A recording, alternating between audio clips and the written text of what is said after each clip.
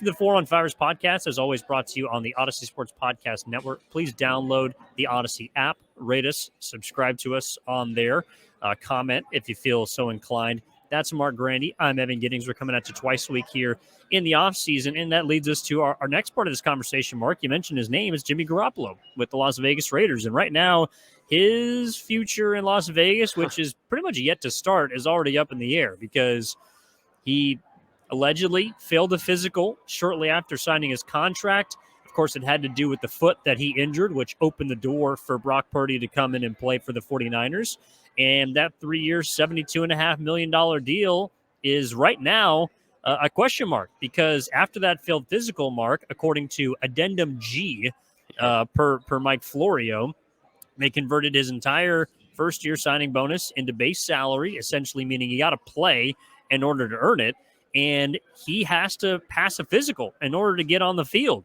So the injury-prone Jimmy Garoppolo that San Francisco 49ers fans are very familiar with has reared his ugly head again before even taking a snap in Las Vegas. Yeah, it's funny. If you remember when the agreement was in place, like when the news broke on Twitter that he was going to the Raiders, and then they had a scheduled introductory press conference, all the media got there and they were ready, and then they sent them home. And there was this unforeseen thing. But the Raiders and everyone involved said, oh, no big deal, nothing to write home about. It's not a thing. When in reality, Jimmy Garoppolo didn't pass his physical.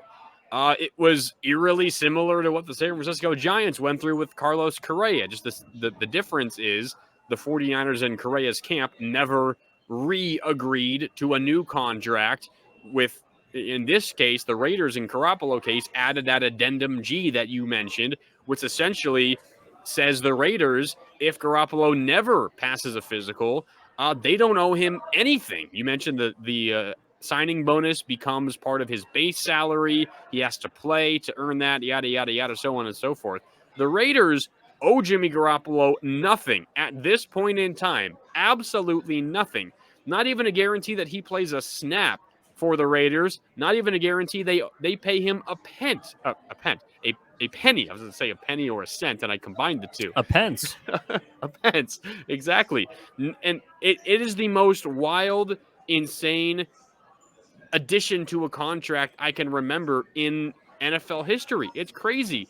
They have an agreement with their quarterback, Jimmy Garoppolo, and there is a huge addendum at the end that says, if you don't ever pass this physical, which I guess is understandable on the Raiders' standpoint, we don't owe you a single cent.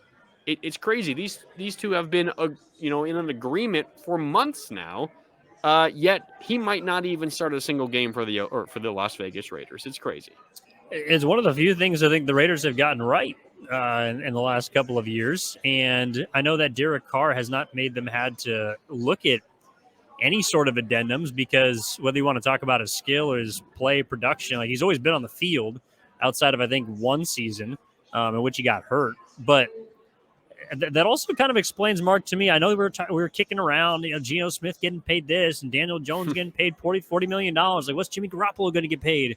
Well, he got close to 30 per year, but clearly there was a big asterisk right next to it.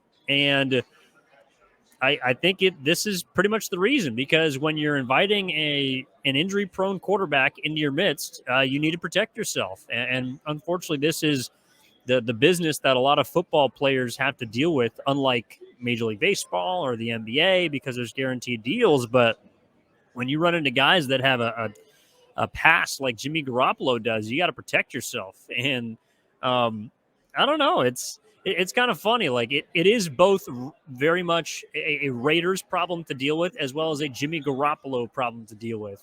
But I don't know if I've ever seen anything like this before. No, I don't think I have. And what's really interesting to me, Evan, as we continue to dive into this is we mentioned the delayed press conference. It didn't actually take that long for them to get the press conference back on. I think it was a day or two. It didn't take that long. So what does that tell you? I think it tells you that either Jimmy Garoppolo and his agents, Don Yee, and his whole camp knew that he wasn't really getting an offer that was better or at least comparable elsewhere, or that was at least their heavy suspicion.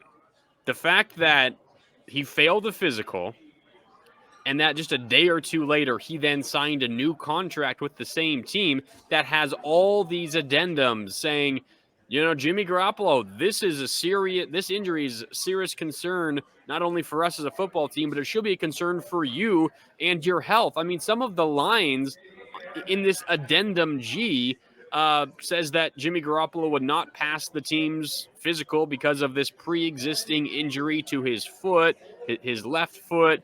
And it said that it has the potential to become a permanent disability by continuing his career, and that such condition has decreased his ability to play professional football. Like, the way that the Raiders are wording this, and of course they have every reason to, because they want to be as protected as possible, but they're making this seem like an incredibly serious injury to Jimmy Garoppolo's left foot. The fact that this complicated and complex of an addition to a contract was just so readily accepted by Garoppolo and his party, Evan, tells me there's a reason to believe this is a pretty serious injury and that they weren't confident, or they already knew that they weren't going to get much interest anywhere else.